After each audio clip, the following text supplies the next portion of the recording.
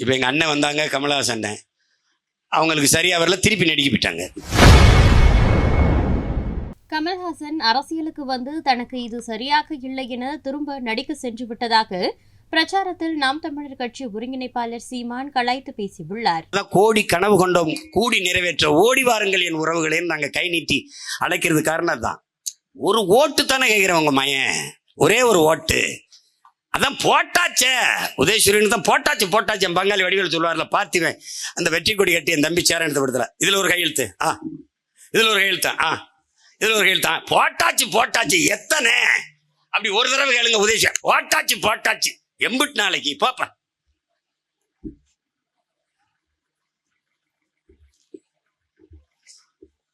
எங்கள் கோட்பாட்டை ஆழ்ந்து கவனிங்கள். எவ்வளவு அக்கறையாக உங்கள் பிள்ளைகள் உங்கள் மேல இருக்கிற பெரும் காதல் தானே நாங்கள் இவ்வளவு பாடுபட காரணமா இருக்குது. வேற என்ன எங்களுக்கென்று என்ன இருக்குது?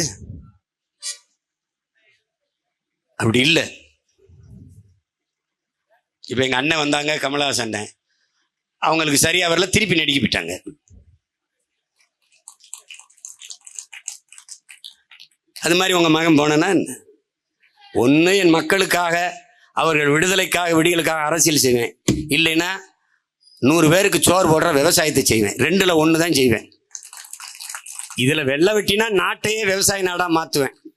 நீ நம்பு, ஒரு 5 வருஷம் என்கிட்ட கொடுத்துட்டு நீ தெருவில் பயணிச்சு பாரு சாலையில், இது உண்மையிலேயே தமிழ்நாடு தானான்னு உனக்கு சந்தேகம் வந்துடும். பூமியின் சொர்க்கமாக மாற்றிடும்.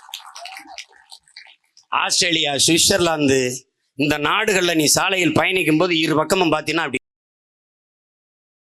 செய்திகளை உள்ளது உள்ளபடி தெரிந்து கொள்ள ரெஃப்ளெக்ட் நியூஸை சப்ஸ்கிரைப் பண்ணுங்க.